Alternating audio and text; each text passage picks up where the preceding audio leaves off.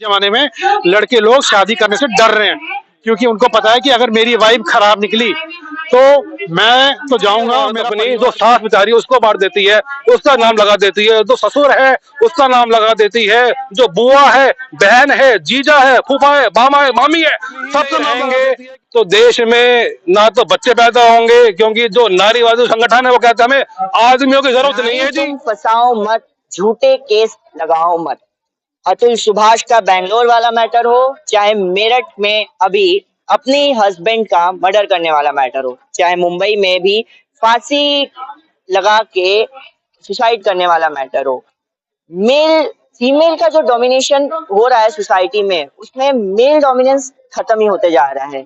ऐसा नहीं है कि फीमेल्स को जो राइट्स मिल रहे हैं, जो उनके सुरक्षा के लिए बनाए गए हैं एक्ट, उसका मिसयूज किया जा रहा है बहुत। तो उसी पे जंतर मंतर पे एक प्रोटेस्ट हो रहा है। हमारे साथ एडवोकेट जी जुड़ चुके हैं, आइए जानते हैं क्या कहना चाहेंगे। क्या नाम है सर आपका? मेरा नाम है एडवोकेट अनिल निमेश, मेरा प्रैक्टिस सुप्रीम कोर्ट में है।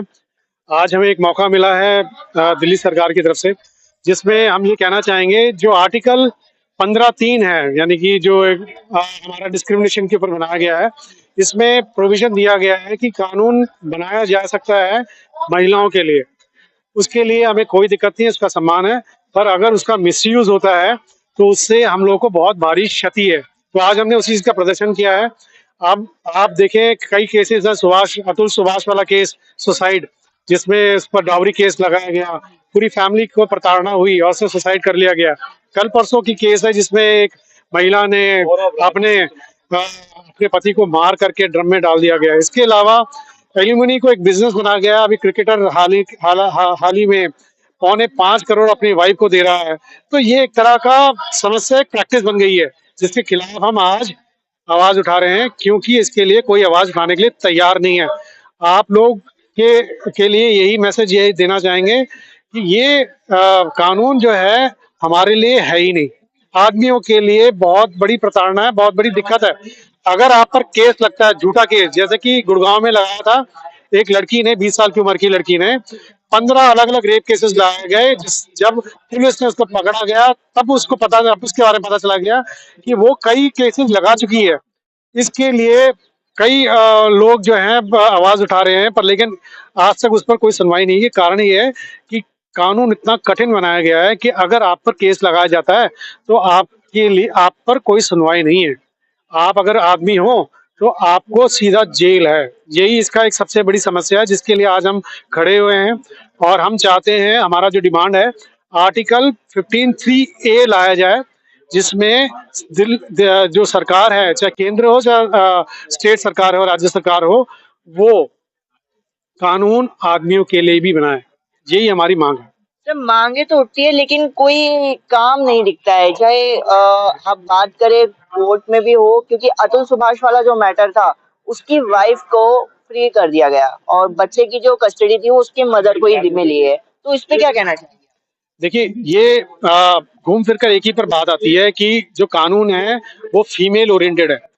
जो आर्टिकल 15(3) है, अगर आप उसको पढ़ेंगे, उसमें साफ लिखा हुआ है कि राज्य सरकार, केंद्र सरकार को पूरा अधिकार है स्पेशल कानून बनाने के लिए। नया कानून बना सकती है। मेरा नाम एडवोकेट कार्तिकेय शर्मा है और हम लोगों की मांग ये है, जैसे ही आप देख पा रहे होंगे, नारी तुम फंसाओ मत, झूठे केस लगाओ मत और जस्टिस इज ड्यू।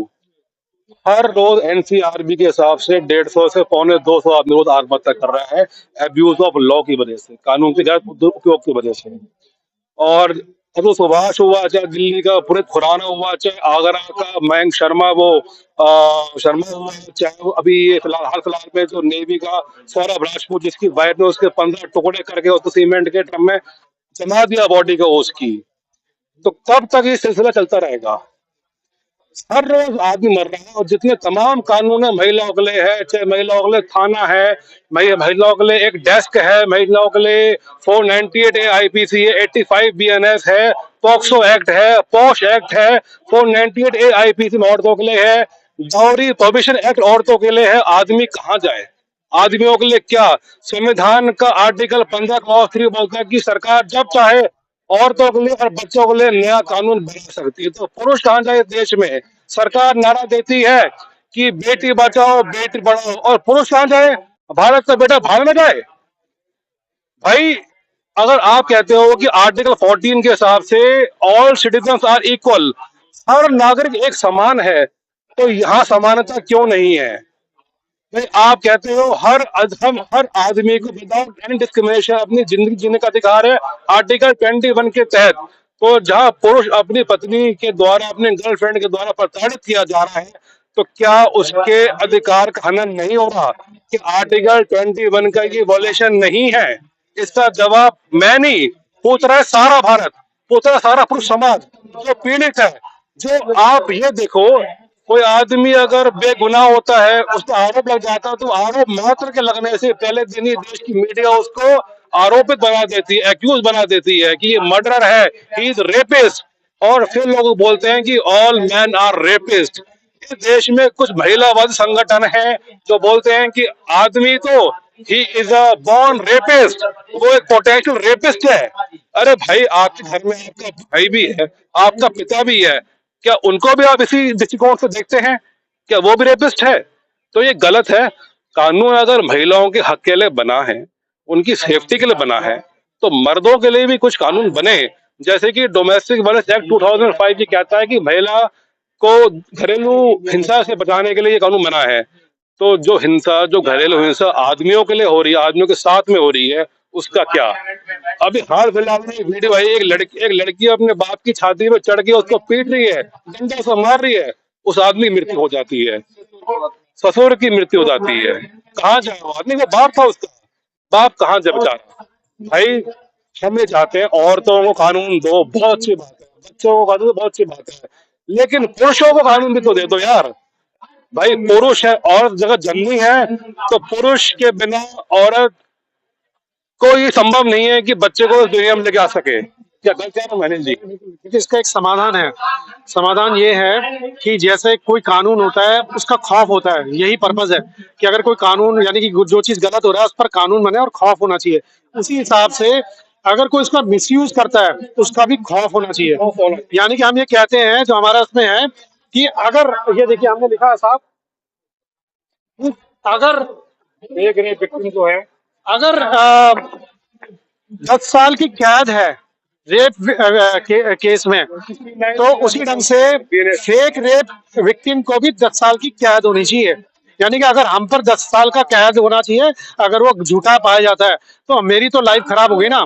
तो मेरे हिसाब से उस व्यक्ति को 10 साल की कैद होनी चाहिए, और हम इस हिसाब से इसकी मांग कर रहे हैं। उसी हिसाब से, जिस हिसाब से खौफ जो एक कानून बनने का होता है, तो मिसयूज का भी खौफ होना चाहिए।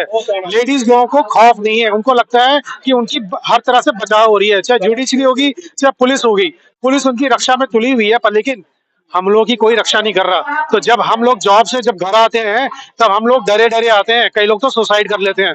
तो ये जो डर का जो माहौल है, जो प्रोसेस है, इतना खतरनाक है। इस प्रोसेस से जो मर्द गुजरता है वही जानता है। तो जब वो बच जाता है, तो उसको उसी हिसाब से लड़की को कैद होनी चाहिए। कश्मीर से लेकर कन्याकुमारी तक, असम से लेकर चौपाटी तक, हर आदमी परेशान है कानून के दुरुपयोग की वजह से, क्योंकि हर रोज आदमी प्रताड़ित है, आत्महत्या कर रहे हैं आदमी। दिल्ली में सरबजीत सिंह बेदी नाम के एक व्यक्ति को 2015 में एक लड़की ने उस पे रेड लाइट पे आरोप लगा दिया कि मेरे को गंदे इशारे कर रहा है।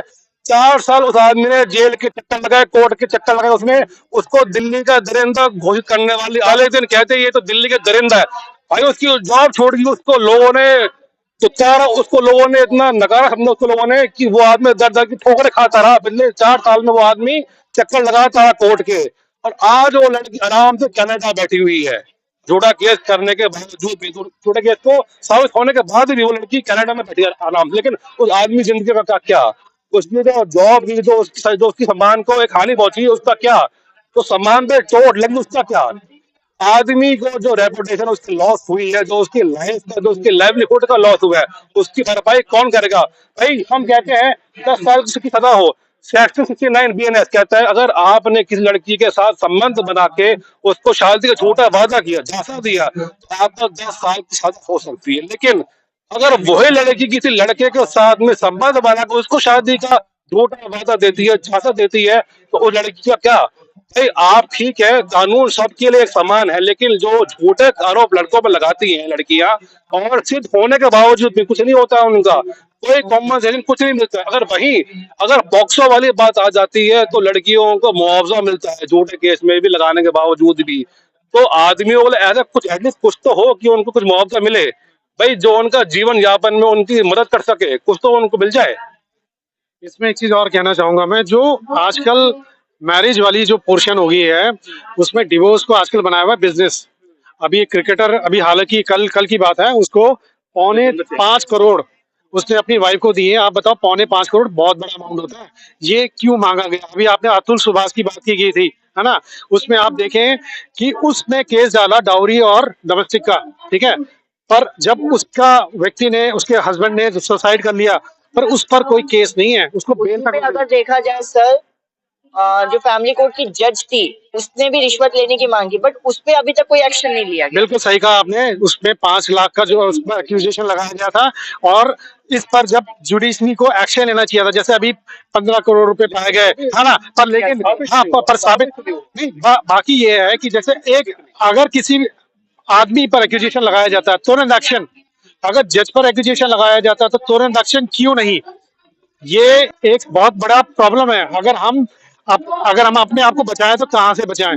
तो जो आपने बात रखी गई, उसके वजह से आज के जमाने में लड़के लोग शादी करने से डर रहे हैं, क्योंकि उनको पता है कि अगर मेरी वाइफ खराब निकली तो मैं तो जाऊंगा और मेरा परिवार भी जाएगा। ये खतरनाक सिचुएशन आ गई है, और इसमें इन लोगों ने बिजनेस बनाया हुआ है। इसके अलावा ये आपने देखा होगा, डिवोर्स अकेले नहीं डाला जाता, डोमेस्टिक वायलेंस और डाउरी दोनों डाली जाती है, और उसके बाद की जाती है सेटलमेंट। ये देखो, हम ये कहते हैं जीरो सेटलमेंट।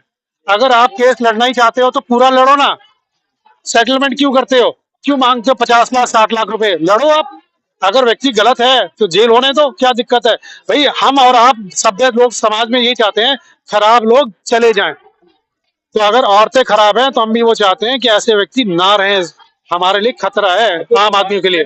90 मिनट की उस बेचारे ने वीडियो बनाई, उसने ये कहा कि मुझे न्याय नहीं मिला, मेरे अस्थियों को गटर में फेंक देना।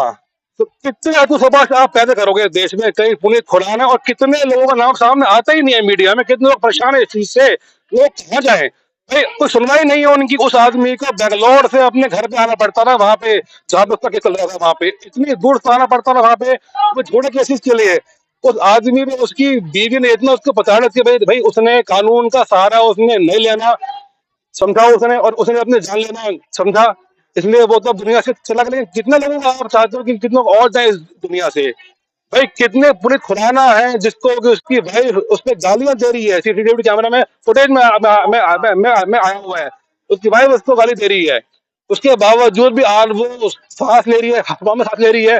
वो आदमी बेचारा मर चुका है, उसके बावजूद भी जो तहलका मैगजीन का तरुण तेजपाल, उन पे केस हुआ। लड़की ने बोला जी इन्होंने मुझे, मेरे साथ में असॉल्ट किया मेरा लिफ्ट के अंदर, वो बरी हुए केस से। लेकिन उनकी जो एक प्रतिष्ठा है तो उसका क्या? जो प्रतिष्ठा की हानि हुई, जो उसमें चोट लगी, उसका क्या? कितने ऐसे लोग हैं जो प्रताड़ित हैं, लेकिन कोई सुनवाई नहीं है, कानून में कोई प्रावधान नहीं उनके लिए, कुछ भी नहीं है ऐसा। और जहां पे बात झूठे एफिडेविट की आती है तो धड़ल्ले से झूठे एफिडेविट जो है वो कोर्ट में दिए जाते हैं, चाहे इनकम का हो, चाहे किसी चीज का एफिडेविट हो उनका। भाई औरतें क्या करती हैं, जो गलत औरतें हैं, औरतें नहीं, जो गलत औरतें हैं, वो अपनी इनकम का झूठा एफिडेविट है वो पेश करती हैं, और पढ़ी लिखी होने के बावजूद भी लड़कों से एलमनी मांगती हैं और उनसे मेंटेनेंस मांगती हैं, और कहती है जी मेरे को, मेरा ससुर है वो छेड़ता है। अरे भाई बुजुर्ग आदमी है वो, तुझे क्यों छेड़ेगा? अपनी बूढ़ी सास जो हैंडीकैप्ड है उस पर आरोप लगाती हैं, जो लंदन में बैठी है, और पूरे खानदान को औरतें जो हैं, जो गलत औरतें हैं, वो डोमेस्टिक वायलेंस और 498 आईपीसी और 85 बीएनएस में लपेट देती हैं।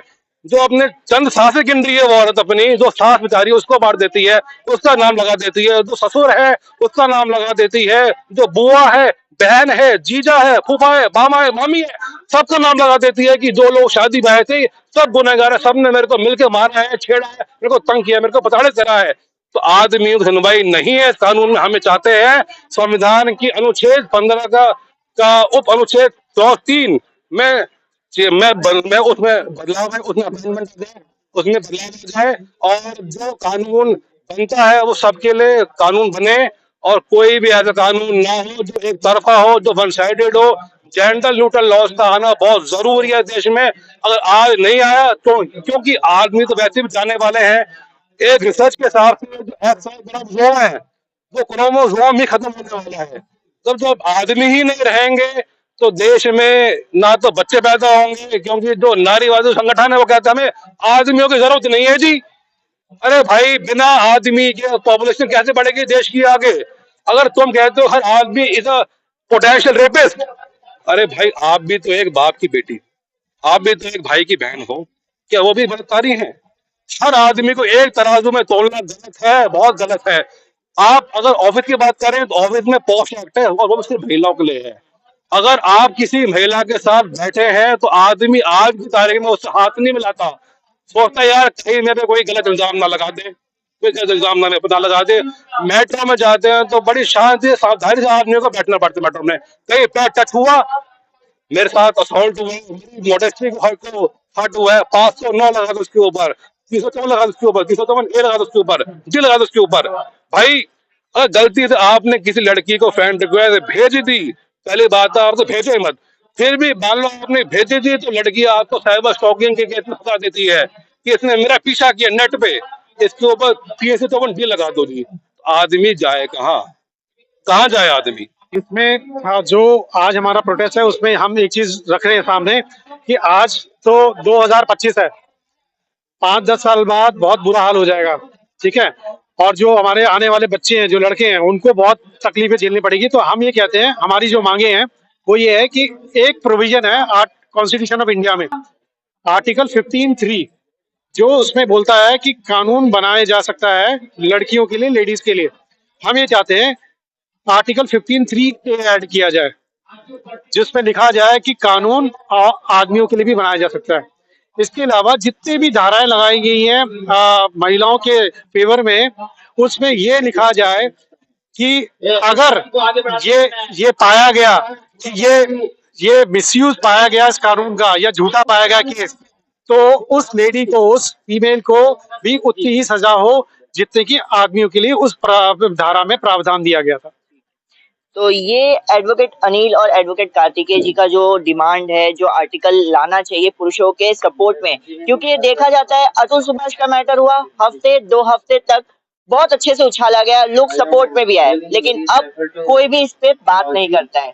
इसी में एडवोकेट अनिल जी और एडवोकेट कार्तिकेय जी ने यहाँ जनता मंच पे प्रोटेस्ट किया है। यहाँ पे मांग उठ रही है कि आर्टिकल 15(3)(a) ऐड हो। ये बहुत अच्छी मांग है और पुरुषों के लिए सपोर्ट में भी उतरे। और मैं चाहता हूँ कि आप ये वीडियो ज्यादा से ज्यादा शेयर करें ताकि ये खबर हर जगह पहुंचे और सरकार ये समझे कि आर्टिकल 15(3)(a) बहुत ही जरूरी है।